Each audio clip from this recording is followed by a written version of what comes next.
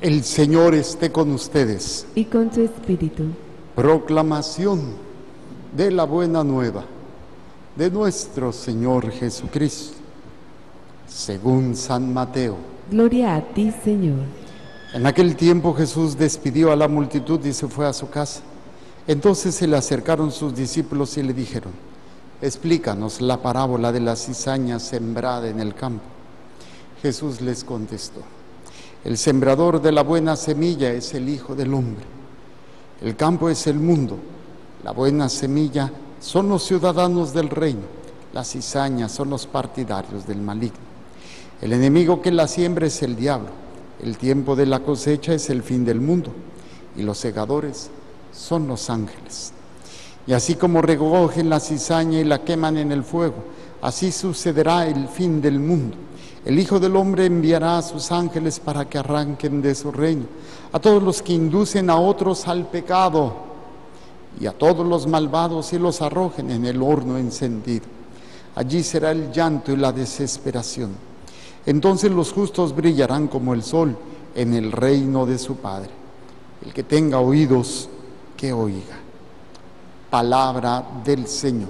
Gloria a ti, Señor Jesús. Por la lectura del Santo Evangelio, sean perdonados nuestros pecados. Amén. Tomemos asiento, por favor. Entender lo complejo del pecado, todo el proceso que lleva el daño al alma. Recuerden la definición que hemos aprendido: el pecado es el daño que le hago a mí mismo. Y me lo hago físicamente, mentalmente, sentimentalmente y, lo más grave, espiritualmente. La vida de gracia se pierde, se daña. Este proceso de aprendizaje de las consecuencias de nuestros pecados no ha sido fácil. ¿Cómo podríamos compararlo en el proceso de aprendizaje? ¿Qué cosas podía comer el ser humano y qué cosas no? ¿Cuánta gente no murió antes de descubrir que ciertos hongos o ciertos frutos son veneno para el ser humano? ¿Y cuántos descubrieron que lo que estaban comiendo era bueno? Bueno, pues obviamente no se tenía un conocimiento científico, y los primeros hombres que empezaron a sobrevivir de la cosecha, con la cosecha o con los animalitos, pues también a veces se encontraban en la necesidad de comer de las cosas silvestres y saber las consecuencias, o saber que el hecho que te morías estaba relacionado con lo que comías, no era fácil. Se creía a veces que eran demonios o que eran espíritus malos o que Dios castigaba o los dioses castigaban. Obviamente pasaron siglos para poder ir entendiendo cómo la comida puede afectar incluso en la vida de una persona, ¿no? En la salud de una persona. Pues este ámbito también lo tenemos en el ámbito espiritual. En el ámbito espiritual, entender y comprender la relación entre el pecado y las consecuencias del pecado no ha sido fácil. Hoy, a pesar de 21 siglos de la Iglesia, que ha tratado de ir descubriendo los misterios de la fe, que ha tratado de ir entendiendo la vida de pecado y las consecuencias, no hemos descubierto, no hemos abarcado todos estos aspectos que están ahí latentes y que se manifiestan, y que incluso, recuerden, la revelación no se dio de un solo golpe, fue un proceso paulatino donde Dios va a ir dándose a conocer hasta llegar a la plenitud con su Hijo Jesucristo. Pero en este proceso, a veces hasta los profetas entendían el pecado o entendían todo eso como una realidad muy diferente. Vamos a ver al profeta Jeremías. Dice, muy interesante: que mis ojos lloren sin cesar de día y de noche, porque la capital de mi pueblo está afligida por un gran desastre. O sea, viene el dolor por el sufrimiento. Dice, por una herida gravísima. Si salgo al campo, encuentro gente muerta por la espada. Si entro a la ciudad, hallo gente que se muere de hambre. Hasta los profetas y los sacerdotes andan errantes por el país y no saben qué hacer. Esto es consecuencia del pecado. Viene la muerte del cuerpo, pero también viene la muerte del alma y viene también el sinsentido, viene la confusión, viene toda la tristeza, o sea, todo lo que conlleva el pecado. Pero a veces, repito, no sabemos relacionar lo que nos sucede con el pecado. E incluso llegamos a reclamarle a Dios, ¿por qué a mí? Como si no tuviéramos cola que nos pisen, como si no tuviéramos elementos de culpabilidad en nuestra vida y que obviamente muchas de las cosas que estamos viviendo aparentemente no tienen ninguna relación lo que estás padeciendo con tus pecados, ya tus pecados quedaron acá, esto es otra cosa. No, sí hay consecuencias, siempre hay consecuencias. Y estas consecuencias llegan a dañarnos, pero no solamente a mí, daña a la gente a mi alrededor. Esa imagen, imagínense, esa imagen que narra el profeta de ver gente muerta en el país, en el campo y en la ciudad donde se están muriendo de hambre. O sea, todos los aspectos de pecado, o sea, las consecuencias, del pecado en la vida de un país, en la vida de una familia, en la vida de una persona.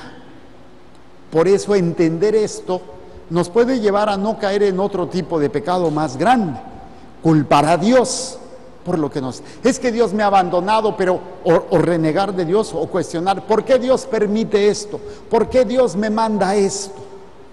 Como si fuese Dios el que haya decidido el que tú estés enfermo por haber tomado tanto y tienes cirrosis. ¿Por qué Dios me mandó esto? Ay, oye, pero ¿cómo se te ocurre? Ahora lo podemos entender. Un médico entiende que la cirrosis puede darse en un alcohólico y que el alcohólico diga, ¿por qué Dios me ha abandonado? ¿Por qué Dios me está castigando? Oye, el médico puede entender que aquí no tiene que ver nada Dios, es consecuencia de tus actos.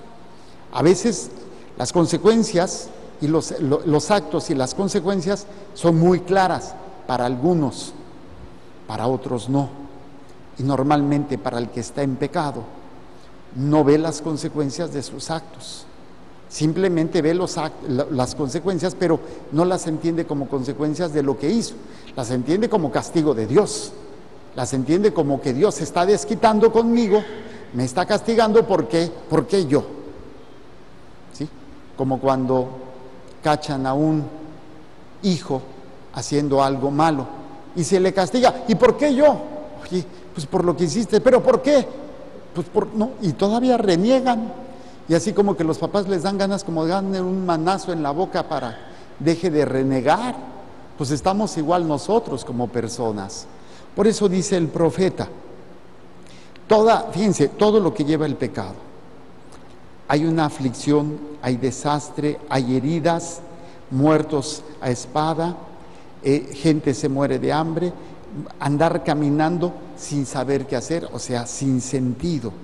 Y aquí viene el reclamo por parte del profeta. ¿Acaso has rechazado, Señor, a Judá? ¿Te has cansado ya de Sión? O sea, como diciendo, oye, no la friegues, ¿por qué nos estás tratando así? Y como diciendo, ya te enfadaste y nos estás castigando.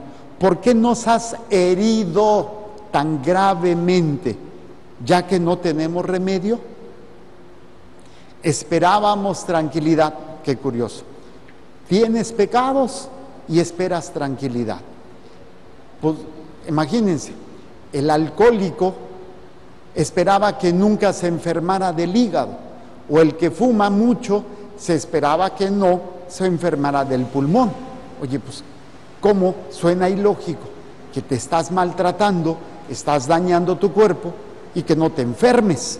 Pues no es lógico, que es lo que nos presenta el profeta. ¿Por qué has herido tan gravemente que ya no tenemos remedio? Esperábamos tranquilidad y solo hay perturbación. Esperábamos la curación y solo encontramos miedo. Encontramos miedo. Fíjense qué interesante. Luego dice el profeta. Aquí es donde cambia un poquito. Reconocemos, Señor, nuestras maldades y las culpas de nuestros padres. Hemos pecado contra ti. Por ser tú quien eres, no nos rechaces. No deshonres el trono de tu gloria. O sea, en la primera parte el profeta está haciendo un análisis o una descripción de las consecuencias del pecado. Y pareciera que el profeta, como muchos de nosotros, nos preguntábamos ¿por qué? ¿Por qué a mí? ¿Por qué esto?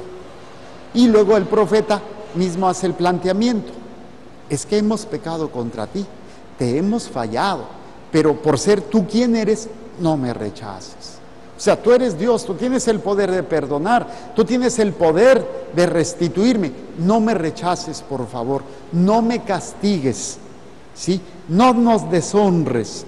Acuérdate de tu santa alianza y no la quebrantes. O sea, perdóname, perdona mis ofensas, perdona mis pecados, para yo poder tener la dignidad que tú me diste, pero que yo, por mi pecado, no estaba entendiendo que lo que estoy padeciendo no es otra cosa que consecuencias de los actos y de las decisiones que yo he tomado. Y viene el reconocimiento, la otra parte que hace el profeta, el reconocimiento de Dios como Dios, de toda la riqueza de nuestro Dios, diciendo que si los dioses paganos pueden hacer llover, o si los cielos por sí solos pueden darnos la lluvia. No, y viene el reconocimiento, la alabanza. Tú, Señor, solo eres, tú solo, Señor y Dios nuestro, haces todas las cosas. Por eso en ti tenemos puesta nuestra esperanza. En el Evangelio, es este Evangelio de San Mateo, y nos habla de esta parábola sobre